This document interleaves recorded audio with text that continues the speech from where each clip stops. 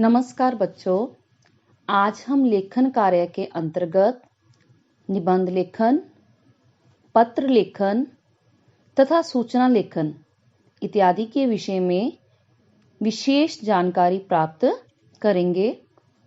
तो सबसे पहले है निबंध लेखन यानी एसे राइटिंग। निबंध अर्थात नि जमा बंध, इस शब्द का अर्थ है ठीक प्रकार से बंधा हुआ।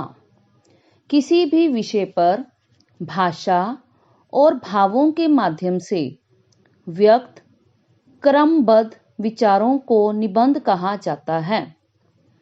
निबंध को हम इस प्रकार से परिभाषित कर सकते हैं: सीमित शब्दों के माध्यम से किसी विषय को पूर्ण रूप से प्रतिपादित करना ही निबंध कहलाता है।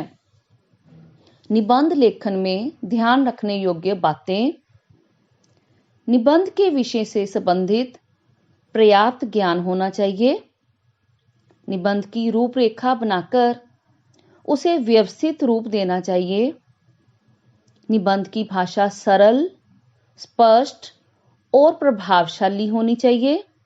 निबंध में अनावश्यक बातों से बचना चाहिए। सभी अनुच्छेद परस्पर जुड़े हुए होने चाहिए। निबंध में यथास्थान सूक्तियों, काव्य पंक्तियों, मुहावरों तथा लोकोक्तियों इत्यादि का प्रयोग होना चाहिए। अब हम निबंध के अंक के विषय में जानकारी प्राप्त करेंगे। निबंध के मुख्य रूप से 3 अंक माने जाते हैं: भूमिका, विषय वस्तु तथा उपसंहार। भूमिका के अंतर्गत हम जानकारी लेंगे। निबंध की नींव उसकी भूमिका ही होती है। यह निबंध के प्रारंभ में एक अनुच्छेद में लिखी जाती है। भूमिका प्रभावशाली एवं रोचक होनी चाहिए, जिससे उसे पढ़कर पूरा निबंध पढ़ने की प्रेरणा मिल सके। विषय वस्तु यह निबंध का मध्य एवं सबसे महत्वपूर्ण भाग होता है। इसे अनुच्छेदों में विभाजित करके अपने विचारों को क्रमबद्ध ढंग से व्यक्त करना चाहिए। उपसंहार उपसंहार निबंध का अंतिम भाग है। इसमें निबंध के सार को एक अनुच्छेद में लिखकर निष्कर्ष प्रस्तुत किया जाता है। तो ये सभी थे निबंध के अंग। लेखन कार्य के अंतर्गत अब हम करेंगे पत्र लेखन। पत्र लेखन एक कला है। पत्र एक ऐसा संचार का माध्यम है जिसके द्वारा संदेशों का आदान प्रदान लिखित रूप में होता है। एक अच्छे पत्र में सरलता, स्पष्टता, संक्षिप्तता, विनम्रता तथा विचारों की क्रमबद्धता के गुण होना जरूरी है। अब हम करेंगे पत्रों के प्रकार। पत्र को 2 वर्गों में बांटा जाता है: औपचारिक पत्र तथा अनौपचारिक पत्र। औपचारिक पत्र यह पत्र सरकारी कार्यालयों, विद्यालय के प्रधानाचार्यों, संपादकों, व्यापारिक संस्थानों एवं दुकानदारों आदि को लिखे जाते हैं। अनौपचारिक पत्र अनौपचारिक पत्रों को व्यक्तिगत या निजी पत्र भी कहा जाता है। ये पत्र अपने निकट संबंधियों, मित्रों और स्वजनों को लिखे जाते हैं।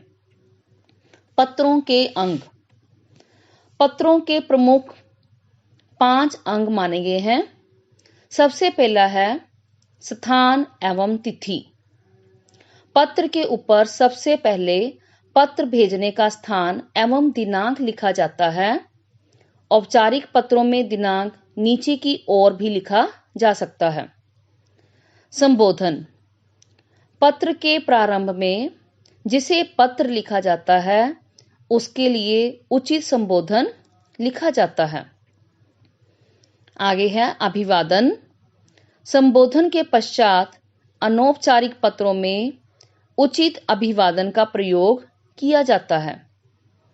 विषय वस्तु। संबोधन एवं अभिवादन के पश्चात पत्र के मध्य भाग में विषय वस्तु लिखी जाती है। आगे है समाप्ति या समापन। पत्र की समाप्ति पर औपचारिक पत्रों में नीचे अपना नाम एवं पता लिखा जाता है। अनौपचारिक पत्रों में संबंध सूचक शब्द के साथ अपना नाम तथा हस्ताक्षर कर दिए जाते हैं।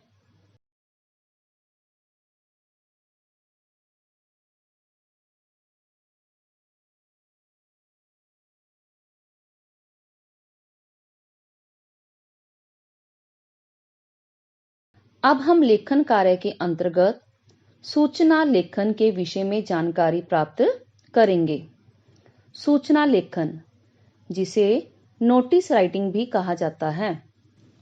सूचना किसी भी वस्तु के गुम हो जाने के संबंध में या किसी भी वस्तु के मिलने के संबंध में हो सकती है और यह सूचना किसी भी संस्था या कार्यालय द्वारा अपने कर्मचारियों को या जनमानस को किसी भी महत्वपूर्ण घटना, मीटिंग इत्यादि की जानकारी देने से संबंधित हो सकती है। तो आइए सबसे पहले सूचना के अंतर्गत उसके प्रारूप को जान लें। तो सूचना के प्रारूप की बात करते हुए सबसे पहले मैं ये बताना चाहूँगी कि सूचना के लिए कुछ खास निर्देश होते हैं जिनमें हमें औपचारिकता का पालन करना होता है। तो सबसे पहले सूचना जो है एक बॉक्स के अंदर लिखी जाती है। सबसे ऊपर विद्यालय या संस्था का नाम, उसके नीचे सूचना, फिर बाईं तरफ हम दिनांक, जिस दिनांक को सूचना लिखी जा रही है, इसके पश्चात शीर्षक यानी सूचना किस संबंध में हम लिख रहे हैं उसकी जानकारी देंगे। आगे है लक्षित वर्ग, यानी हम किन्हें संबोधित कर रहे हैं, किसे वो जानकारी जो देने की हम कोशिश कर रहे हैं। संबोधन के बाद विषय वस्तु पर ध्यान दिया जाता है। विषय वस्तु बिल्कुल औपचारिकता को ध्यान में रखते हुए लिखी जाती है। विषय वस्तु के अंतर्गत सूचना का उचित विवरण दिया जाता है। दिनांक, स्थान और समय, इसकी विशेष जानकारी जो है विषय वस्तु में लिखी जाती है।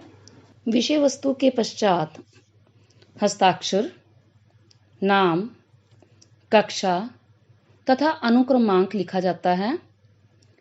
नाम, कक्षा और अनुक्रमांक ये केवल विद्यार्थियों के लिए प्रयोग किया जाएगा जब उन्होंने किसी भी चीज के गुम हो जाने के संबंध में या किसी भी चीज के मिलने के संबंध में कोई सूचना जारी करनी हो तो।